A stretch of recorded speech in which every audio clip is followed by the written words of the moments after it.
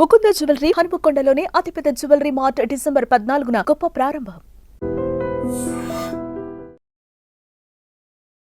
నమస్కారం, welcome to I dream. ధర్మ మార్గం విత్ విజిత కార్యక్రమానికి స్వాగతం.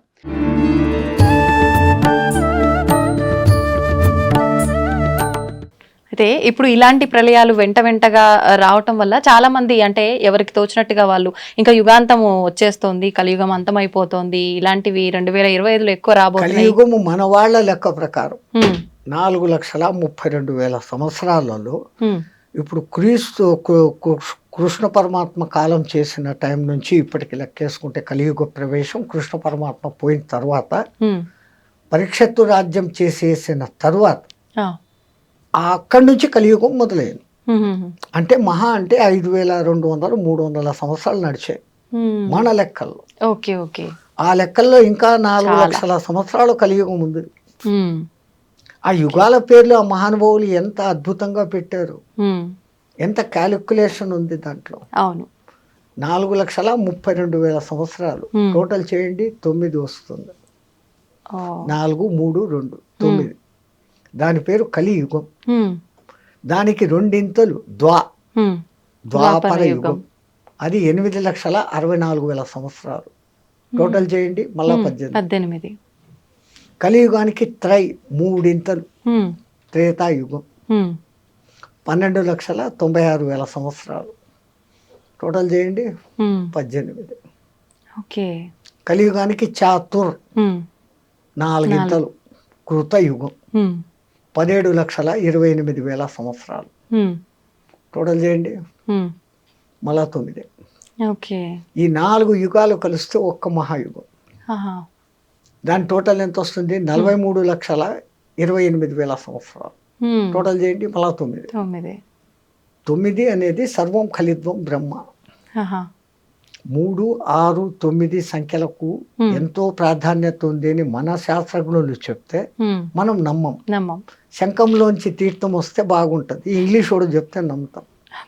ఓ టెస్లా అనే ఒక ఇంజనీరు ఫారెన్లో, ఆయన ఈ 3, 6, 9 ప్రకారమే యూనివర్స్ అంతా కూడా నడుస్తుందని ప్రూఫ్స్తో చూపించాడు. ఆ అంకెల విచిత్రం కూడా అంతే తమాషాగా ఉంటుంది. రెండో ఎక్కాన్ని మీరు క్యాల్కులేట్ చేయండి, 2, 4, 6, 8. అది 3తో కలిసినప్పుడు 6 వచ్చింది. 2, 3, 6, 2, 4, 8, 2, 5, 10, మళ్ళా 1, 6, 20, 2, 6, 12, మళ్ళా 3తో కలిసింది, 3తో వస్తుంది. ఇట్లా ఏది చేసినా కానీ 3, 6తో కలిసినప్పుడు ఏ సంఖ్య అయినా కానీ మళ్ళీ దాంతో మిక్స్ అవుతుంది. అది కానప్పుడు అది వివిధ సంఖ్యలను చూపిస్తుంది. 1 నుంచి 9 వరకు అంకెలేసి 3ను రౌండప్ చేయండి, 6ను రౌండప్ చేయండి, 9ను రౌండప్ చేయండి. మిగతాటి క్యాలిక్యులేషన్ చేస్తే ఈ 3, 6, 9తో కలిసినప్పుడు అది ఆ సంఖ్యను చూపిస్తుంది. మిగతాటప్పుడు అంతా తమ ఇండివిజువల్ నెంబర్స్ చూపిస్తుంది. 3, 3, 9, 3, 4, 24, మళ్ళీ 6. అది అంతా 3, 6, 9 చూపిస్తుంది. ఇంకో సంఖ్యను చూపించట్లే. అట్లాగనే 6వ ఎక్కను తీసుకోండి, 6, 2, 12, 3, 6, 3, 18, 9. అవే రిపీట్ అవుతాయి. ఇంకా 9వ ఎక్కం అయితే మీరు ఎంత పెద్ద సంఖ్యని హెచ్చవేసి దాన్ని సింగిల్ డిజిట్కు తెస్తే ఇట్ విల్ బికమ్ 9. సర్వం ఖలిద్వం బ్రహ్మ, అంతా బ్రహ్మలో కలిగిపోతుంది అనే దానికి ఆ సంఖ్య సూచకం. సర్వం ఖలిద్వం బ్రహ్మ. అందుకే నవవిధ భక్తి మార్గాలు అని, నవగ్రహాలు. అసలు మన వాళ్ళు జపమాల 108 పూసలు ఉండాలి, అర్ధమాల 54 పూసలు ఉండాలి, నక్షత్రమాల 27 ఉండాలి. ఏది చెప్పినా కానీ 9. అట్లాగనే పూజలు అష్టోత్తర నామావళి, శతోత్తర నామావళి, అన్ని అష్టాదశ పురాణాలు, మహాభారతం 18 పర్వాలు. వ్యాసుడు వాడికి 18 సంఖ్య ఎంత ఇష్టం అంటే మహాభారతం 18 పర్వాలు, కురుక్షేత్ర సంగ్రామం 18 రోజులు. దాంట్లో అన్నిటికన్నా ఆణిముత్యం భగవద్గీత 18 అధ్యాయాలు. కురుక్షేత్రంలో పాల్గొన్న అక్షోహిణుల సంఖ్య 18. ఈ దిక్కు 11, ఈ దిక్కు 7 అక్షోహిణులు, 18 అక్షోహిణుల సైన్యం. అక్షోహిణి అంటే కూడా మళ్ళీ 9 వస్తుంది. ఆహా. ఇన్ని వేల రథాలు, ఆ. ఆ రథాలకు ఇన్నింతల ఏనుగులు, ఇన్నింతల గుర్రాలు, ఇన్నింతల కాల్బలం అనే లెక్క ఉంది. ఆ లెక్క తీసుకుంటే మళ్ళీ అదంతా కూడా 9. 9. ఆఖరికి మహాభారత యుద్ధం అయిపోయినాక మిగిలిన మహాయోధులు కూడా 9 మందే. అంటే ఇదంతా ఒక ప్రణాళిక ప్రకారం జరుగుతుందా Swamiji? Universe moving along the calculation of 369. మీరు ఆయన టెస్లా గారి పుస్తకాలు రెఫరెన్సులు చూసి మీరు వచ్చింది కదా ఇప్పుడు ఈ గూగుల్ దాంట్లో చూసినారంటే ఆయన దాని గురించి ఇచ్చిన వివరణ బ్రహ్మాండమైన వివరణ. ఈవెన్ పిరమిడ్ నిర్మాణంలో కూడా 3, 6, 9ల కనెక్షన్ ఉంది. అంతెందుకు మన శ్రీచక్రం అమ్మవారి శక్తులు 5, అయ్యవారి శక్తులు 4. 5, 4, 9. అసలు గురుపూసలు 108 పెట్టి ఒకటి గురుపూస అని పెడతారు. జపం చేస్తామంట. చేస్తే ఏమొస్తుంది అని అంటారు. ఇప్పుడు మన బతుకులంతా ఎక్కడున్నాయి? 27 నక్షత్రాల్లో ఉన్నాయి. ఒక్కొక్క నక్షత్రానికి 4 పాదాలు. 27 × 4 108. మనం 12 రాశుల్లో 9 గ్రహాల మధ్య బతుకుతాను. ఒక గురువు దగ్గర సరైన మంత్రదీక్ష తీసుకొని జపం చేస్తే నీ రాశి దోషాలు, నక్షత్ర దోషాలు, గ్రహ దోషాలు పోతాయి అనే దానికి ఆ సంఖ్యను పెట్టి ఆ అర్థంతో పెట్టినారు. అయితే ఇప్పుడు ఎవరికి తోచినట్టు వాళ్ళు ఇప్పుడు ఇలా వీడియోల రూపంలో ఎవరైనా చెప్పింది పట్టించుకొని ఆ మంత్రం కానీ శ్లోకం కానీ ఎవరికి వారంటే పలానా ప్రాబ్లంకి ఈ మంత్రం పారాయణ చేయండి, జపం చేయండి అని చెప్తూ ఉన్నారు. అలా ఎవరికి వాళ్ళు చేసుకుంటున్నారు గురు ఉపదేశం లేకుండా. అది నిజంగా ఫలిస్తుందంటారా స్వామీజీ? దాని ఫలితం చాలా లేట్ అవుతుంది.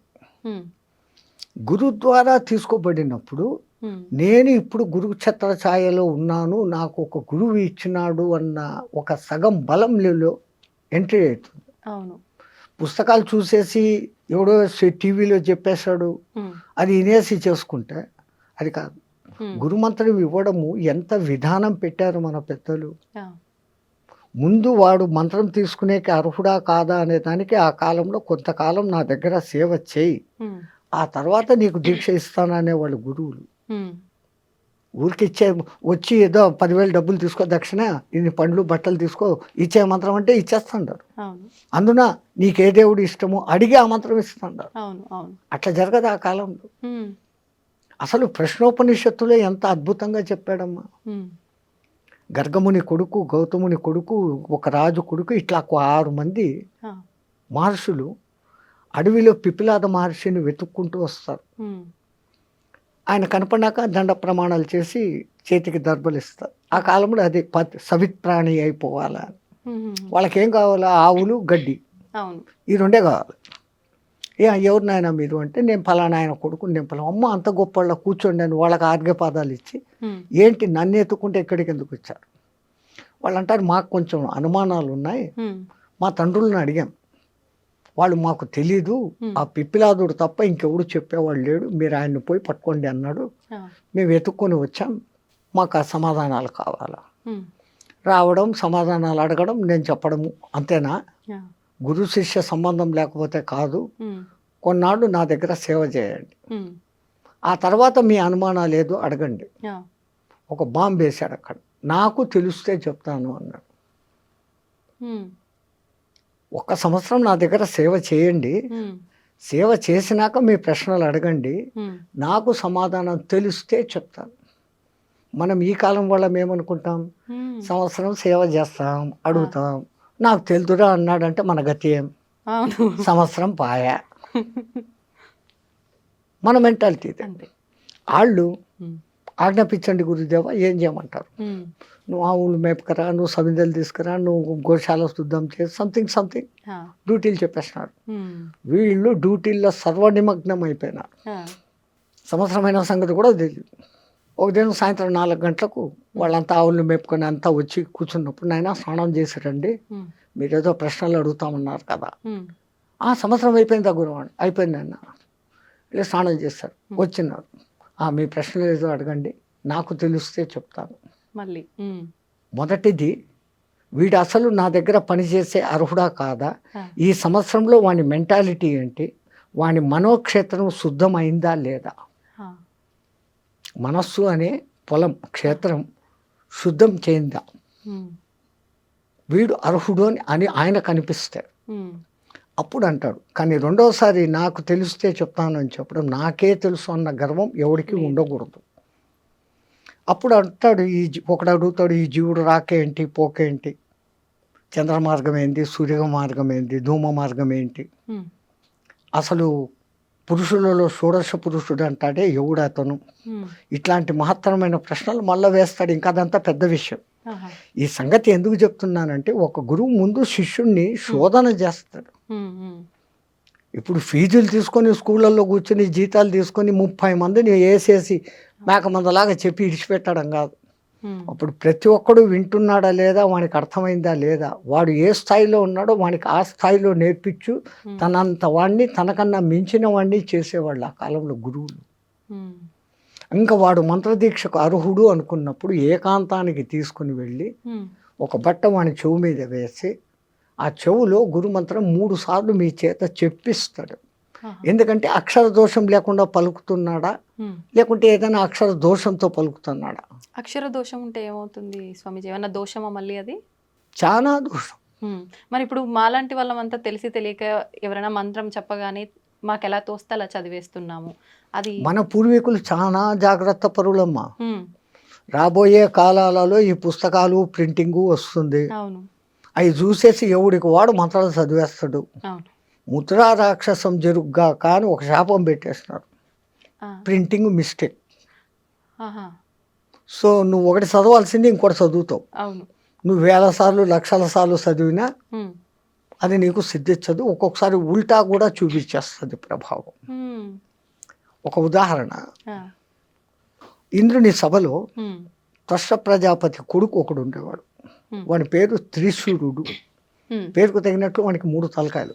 ఆహా, ఒక తలకాయతో వేదం చదివేవాడు, ఆ, ఒక తలకాయతో సురా తాగేవాడు, అదే అమృతం తాగేవాడు. ఉమ్, రాక్షసుల సహవాసంతో ఒక తలకాయతో సారాయి తాగేవాడు. ఆ, ఇంద్రుడు ఎన్నోసార్లు, నువ్వు త్వష్ట ప్రజాపతి కొడుకురా, ఇదేం దుర్మార్గం బుద్ధి, తాగకూడదు. ఉమ్, ఆడు ఇనుకోలే. ఇంద్రుడు 3 తలకాయలు నరికేశాడు. త్వష్ట ప్రజాపతి కోపం వచ్చింది. ఆయనకు ఉన్న శక్తి ఇంద్రుడిని చంపేంత శక్తి కాదు. ఇంద్రుడు అంటే మీకు ఈ సినిమాల్లో చూపించే ఇంద్రుడు కాదు. ఉమ్, ఎవడో తపస్సు చేసుకుంటే పాడు చేసేదానికి అవును. రంభ ఊరోసిని పంపాడు, ఆ, ఏమో చేశాడు అని మనకి ఈ కథలే తెలుసు. అవును. ఇంద్రుడు అంటే ఎటువంటి వాడు అంటే, ఒకడు తపస్సు చేస్తుంటే ఉమ్, వాడిలో ఇంకా కామము క్రోధము ఉందా లేదా ఉమ్, అని టెస్టింగ్ చేస్తాడు. ఉమ్, ఉమ్, ఆ టెస్టింగ్లో వాడు ఓడిపోయినాడు అంటే, వాడు పూజ అర్చన చేస్తున్న ఏ దేవునికైతే తపస్సు చేస్తున్నాడో వాడి దగ్గరికి పోయి ఉమ్. వాడిలో ఇంకా కామ క్రోధాలు పోలే, ఇప్పుడే వరం ఇయ్యద్దు, హీఈస్ నాట్ ఫిట్ అని చెప్పే డ్యూటీ ఆయనది.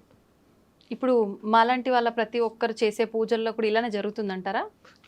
ఇంకా వినండి ఇది. ఆ, ఆ, ఆయన తనకున్న శక్తులన్నిటినీ ధారపోసి ఒక యజ్ఞం చేసి ఒక మహారాక్షసుడిని పుట్టించాడు, వృతాసురుడు అనేవాడిని. వృతాసురుడు. నీకు మంత్రం చెప్తా, దాన్ని 7 రోజులు నిత్యపారాయణ చేయి, ఉమ్, నీకు ఇంద్రుని చంపే శక్తి వస్తుంది అని. ఆ మంత్రం ఏందో చెప్పు అంటాడు. ఉమ్. ఇంద్రశత్రు వివత్వ స్వహ అంటాడు ఆయన. అర్థం ఏంటి? శత్రువు అయిన ఆ ఇంద్రుడు నా చేత చచ్చిపోగాక అని దాని అర్థం. ఆహా, కానీ ఆ రాక్షసుడు చదివేటప్పుడు ఇంద్రశత్రు వివత్వ స్వహ అన్నాడు, దీర్ఘం తీశాడు అంతే. ఉమ్, ఇంద్రశత్రు వివత్వ స్వహ, ఇంద్రశత్రు వివత్వ స్వహ. ఈ రెండో పదానికి అర్థం ఏమైంది? ఉమ్. ఇంద్రుని శత్రువు అయిన నేను నాశనమైపోదును కాక. అయ్యా. అట్లాగానే వృతాసురుడు ఇంద్రుని చేతిలో చచ్చిపోయాడు. ఉమ్.